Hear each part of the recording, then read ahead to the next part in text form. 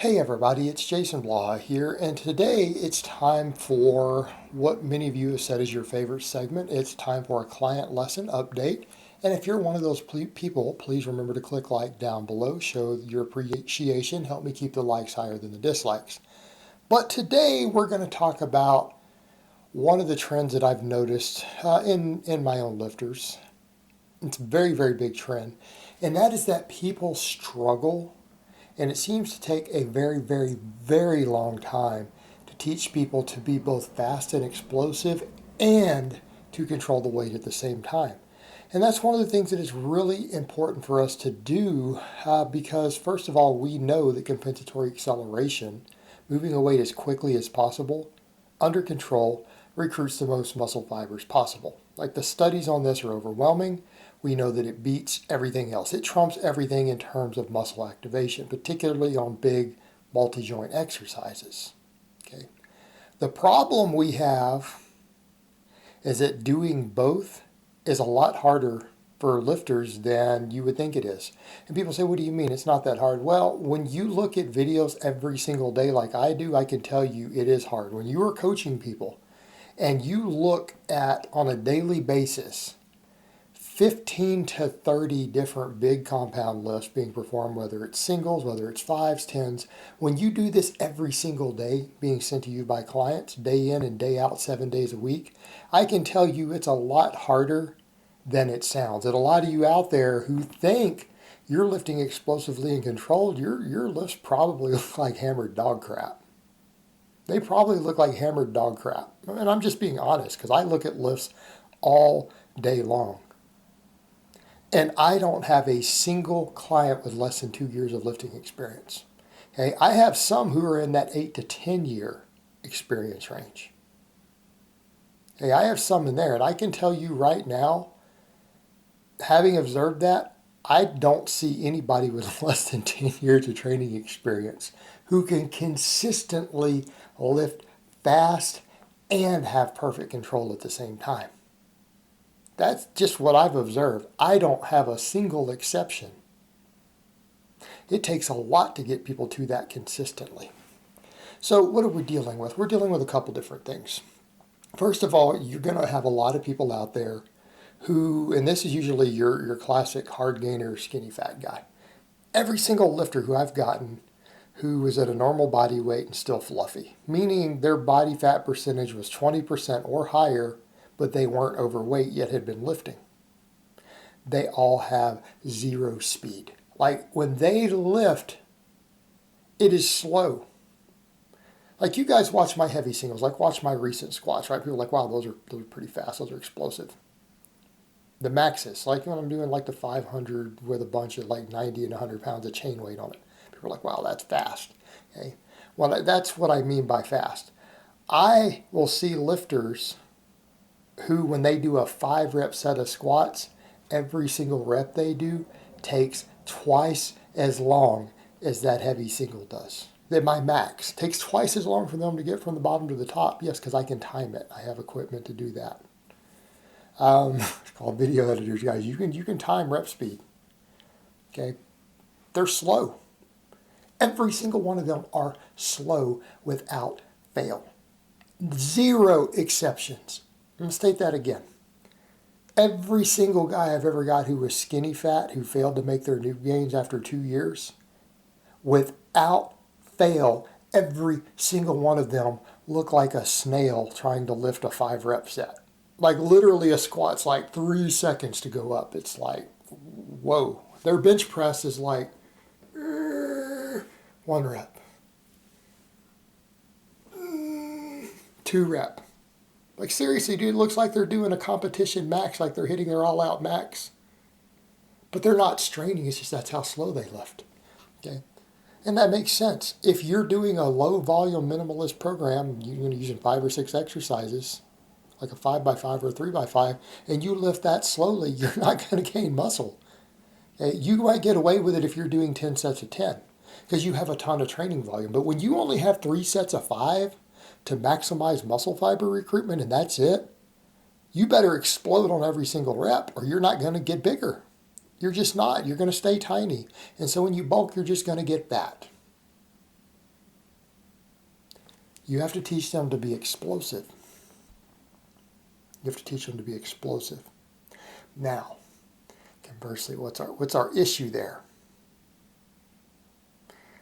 When you try to teach guys to be explosive, then they no longer have control of the weight.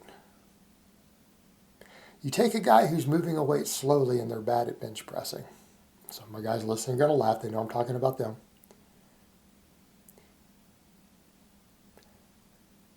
They don't get in their head that by exploding, that means we just worry about the concentric rep, right? You just want the concentric to be as explosive as possible and controlled. You want them to pop, right? Pop. To them, explosive will all of a sudden mean when they go to unrack the bench, they don't even let it settle. They just drop it right out of the J-hooks on their chest at free fall speed, right? Because that's fast. And then they lose their tightness and then they try to rebound it up and explode on every rep. Well, now they're faster and more explosive, but then they have zero control of the weight now. They have zero control of the weight. You have to teach these lifters to have control. And this is what happens when you take guys oftentimes who don't have control. This is why we have to do stuff like box squats. This is why we have to do stuff like the floor press. Because we have to take exercises that if they don't control the eccentric, it hurts. And it hurts a lot. In fact, with a box squat, if you don't control the eccentric correctly, well, that might be the end of your lifting career. Box squat is one of the safest lifts you can do if you control the eccentric. If you don't, well, it could injure you, okay? Valuable tool here, though, but it also hurts when they do it wrong. It teaches them. We get feedback. Same thing. You have to take a lot of these guys and put them on a floor press. And that's one of the things I notice in guys who can't control their eccentric on the bench once they start trying to figure out how to get explosive. Watch them try to perform a floor press the first time and you tell them they have to. You watch their first rep or two and every time they try to do it, it's like, oh man, you see them hit the floor and you can tell it hurt. Even though you told them they have to control it and do a soft touch. Takes them a couple reps every single workout to get into the zone because it hurts. You give them feedback that if they don't control the weight, it hurts. Then you reinforce that real quick, but you have to teach them this. You have to find ways to teach these people to stay tight because they'll get loose. All right, what about the guys who are naturally fast? Because I have a couple of these genetic freaks. Yeah, I got a couple of them. So we should all be so blessed, right? So I've got a couple of guys who have those explosive, freaky genetics. I got a couple of them, actually. What do you think it looks like when they lift? If they've never learned control, they get strong. These guys always get strong. They're always strong, right? These are the guys who get to a 500 plus deadlift with no real coaching. These are the guys who get to a 300 plus pound bench press. And those are examples among my two freaky guys. I'm not saying that's what they both hit, but I mean, we're talking like one of them got to a 335 bench and a 475 deadlift. Okay. With no coaching. He can't control the weight. Like, he just brutes his way through everything. You have to teach these people how to control the weight. And it's hard because they don't want to because they're used to just exploding through everything. We don't need control. Just push harder. And my guy who's like that, like people say, oh, we should all be that lucky. Well, they also get hurt. Guys who are naturally explosive, who haven't learned control, they get hurt if you let them. Right? Because if number one, they don't work on mobility because why? I get strong easy. Number two, they don't work on, they don't control their weights. They just brute strength their way through anything. Because they know if they just push harder, they'll pop right through. Doesn't matter. They'll get those lifts until they miss a lift. And then it's like, oh man. You got to teach these guys control. You've got to reel them back in. Be like, okay, you're already fast, but you need to learn how to have that weight under control. It needs to look pretty. And these guys, because they're explosive, they'll carry that over if you let them. They'll almost rebound off of a box squat.